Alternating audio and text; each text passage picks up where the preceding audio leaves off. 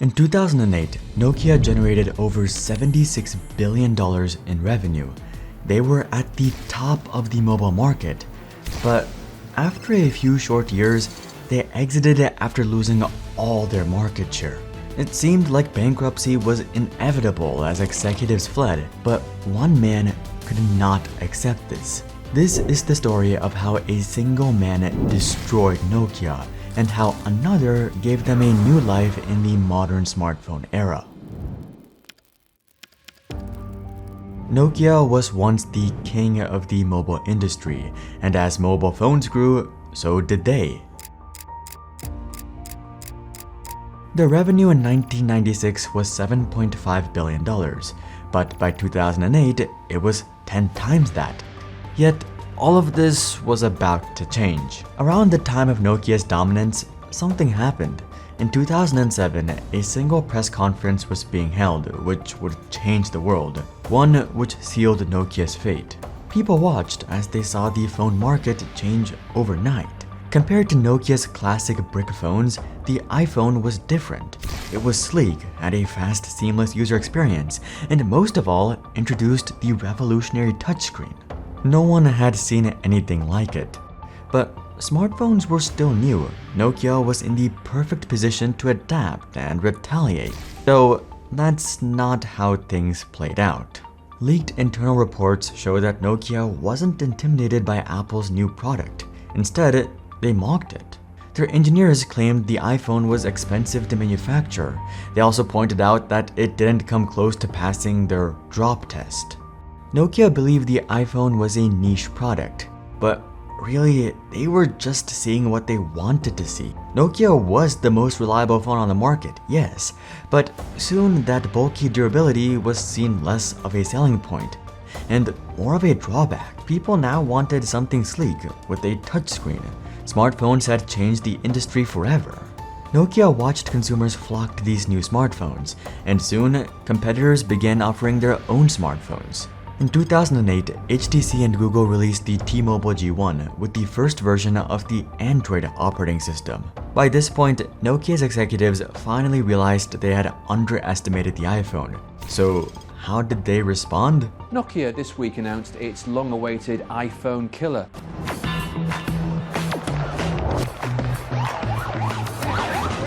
The N97 was Nokia's response.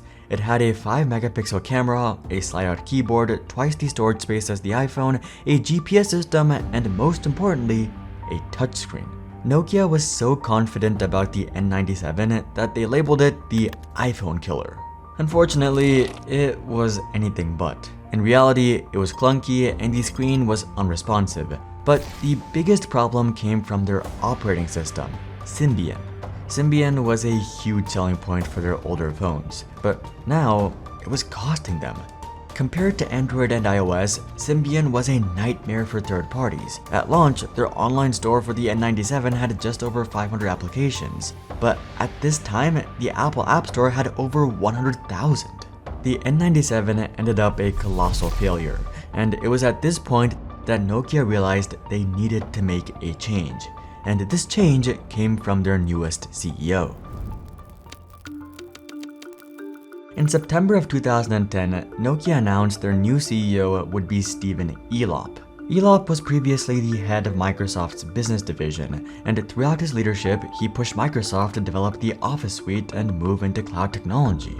Elop had produced record profits for Microsoft, and he was known as a change agent.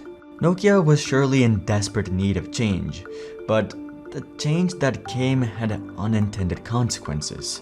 On his very first day at Nokia, Elop announced a mandatory meeting with the entire company. A historic day which is detailed thoroughly in the book Operation Elop, a book by past Nokia employees. The cafeteria was closed the whole day, and a stage was built especially for the event on the west side of the lobby. The doors were covered by security, and everybody was repeatedly reminded about turning off their cameras. No recording of the event was allowed. Then Elop began his speech. "I have learned that we are standing on a burning platform.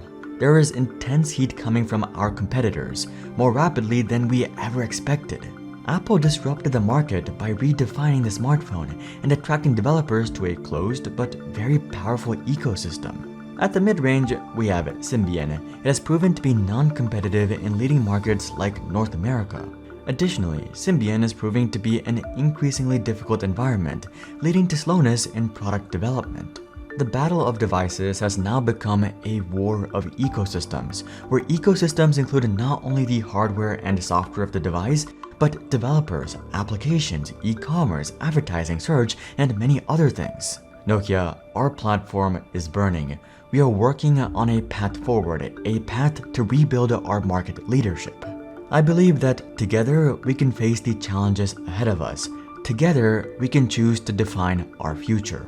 But unfortunately, this speech caused plenty of problems. It attacked Nokia's products and value proposition and exaggerated Nokia's challenges from problem to crisis. And despite all the security, the speech was indeed leaked to the public, which damaged Nokia's brand, decreased their sales, and dropped the confidence of shareholders.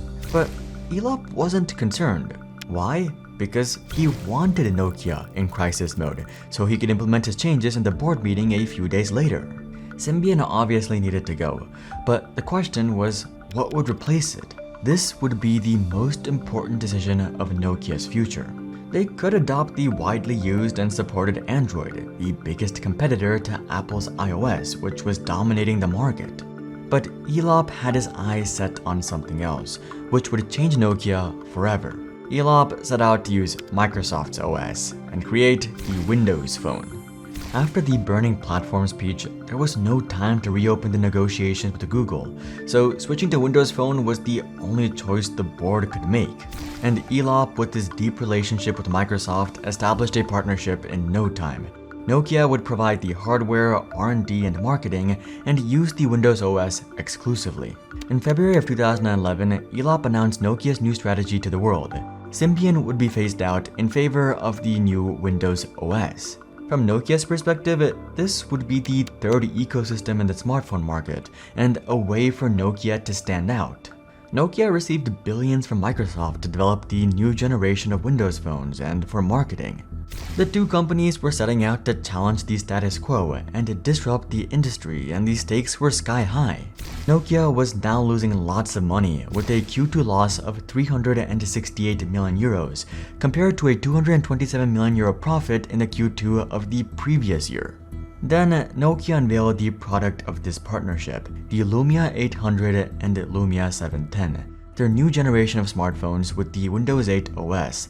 This is when things went from bad to worse. Nokia's Windows phones were doomed from the start. The interface was unique, but too unique. Users had to essentially relearn how to use a smartphone, and many found it unnatural and unintuitive. You could see that a desktop-first company designed the software. Not only that, Windows placed heavy restrictions on Nokia. The Windows OS required both phones to use a single-core processor, while competitors were operating on dual or quad cores, meaning Nokia was leagues behind in speed and power. They also had small storage and, bafflingly, no front-facing camera. But most of all, there was a serious lack of apps. Windows 8 had a bad interface and was unappealing to most developers, and since these phones were launched late, many users were already on Team Android or Team iOS. The Windows Phone had a terrible ecosystem, which is strange given that this was the entire focus of Elop's famous speech. And as time went on, it wasn't clear where Elop's loyalty was. Despite being the CEO, it seemed like he was still deeply tied to Microsoft.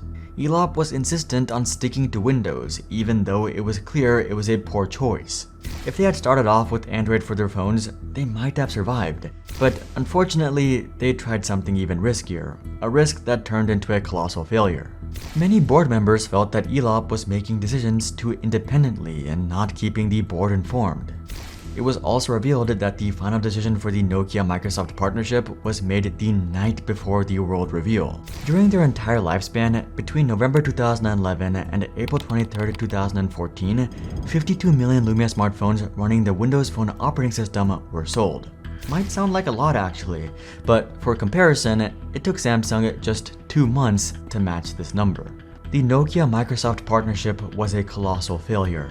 All of this drew attention back to Stephen Elop. Suspicion of his loyalty and competence was at its peak. So what did he do? In 2014, Elop jumped ship back to Microsoft. But if that wasn't bad enough, he took most of Nokia with him. Microsoft acquired Nokia's devices and services division for $7.2 billion. And with the deal, Elop became president of the mobile devices group at Microsoft. Worst of all, he took many of Nokia's leadership with him. Given our long partnership with Nokia and the many key Nokia leaders that are joining Microsoft, we anticipate a smooth transition and a great execution. A cheery statement, but the exact opposite is what actually happened. Before Elop joined Nokia, they had 33% market share in the smartphone market itself, but when he left, they had less than 3%. The partnership was a loss for both Microsoft and Nokia, but there was one crucial difference. Microsoft could afford the loss. Microsoft sold off Nokia's phone business in 2016 for a bleak $350 million, wrote off the loss, and moved on to win the cloud. Nokia, on the other hand, was left with nothing. They had suffered a cumulative €4.9 billion loss and were left without key executives or their most important division. From here, most customers forgot about Nokia altogether. Nokia should be dead and buried, but it isn't. While Nokia's phone division was in flames under Elop's leadership, another division of Nokia was doing remarkably.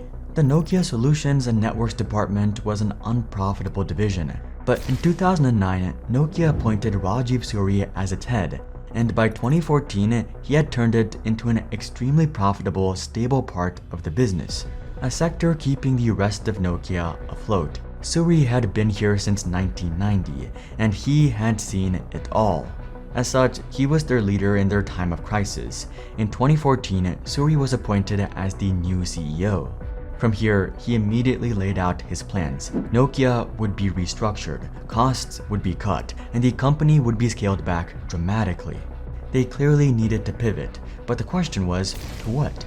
The answer came from Suri's old sector.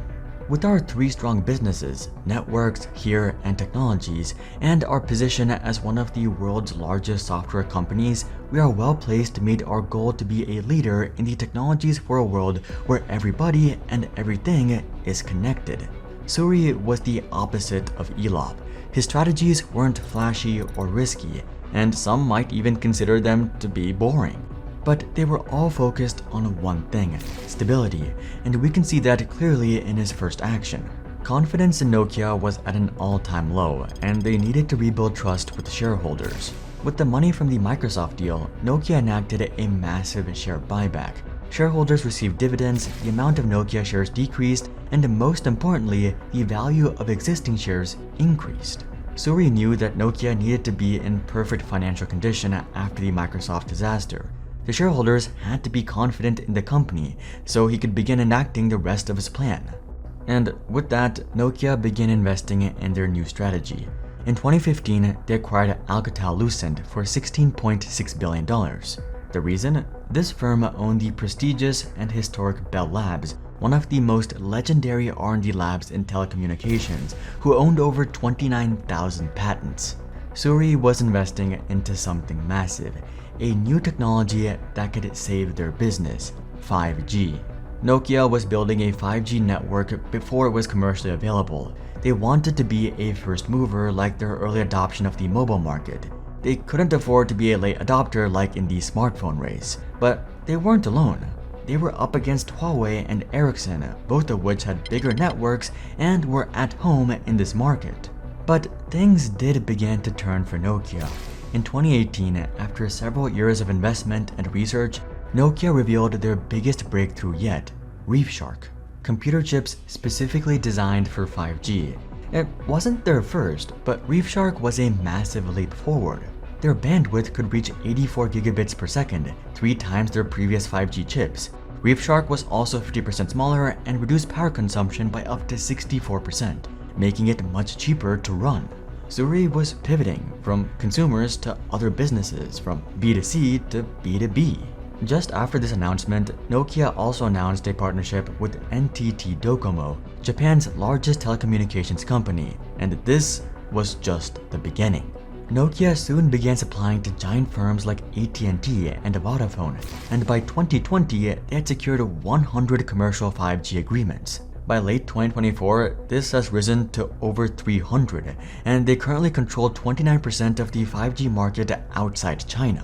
In their 2020 press release, they revealed that their products support more than 6.4 billion subscriptions through their various customers. Suri's investment and restructure had paid off. Before the demerger with Microsoft, their revenue had fallen to under 6 billion. But by 2022, their restructure had added over 20 billion to their revenue. Now, granted, Nokia is still only worth about a tenth of their peak market cap, coming in at $25 billion. But for the first time, they have something that they haven't had in 17 years: stability. Nokia had done the impossible. They had survived certain death. After Elop left Nokia and returned to Microsoft, their mobile division continued to suffer. His bold, risky strategy had ultimately led to both Nokia's downfall in mobile and his own. By 2015, the Microsoft Devices Group was largely shut down, sold for pennies, and Elop was laid off. His career has, unsurprisingly, not reached the same heights since. Conversely, Rajiv Suri had saved the company he'd been so loyal to. His long-term vision, foresight, and emphasis on financial stability had allowed Nokia to survive. Both Elop and Suri made bold decisions with Nokia, but the results couldn't be more different. If you're interested in deeper dives, interviews with insiders, and exclusive tech analysis, you can sign up to our free weekly newsletter. Link is below. But until then, I'm Hari, and I'll see you guys on the next one.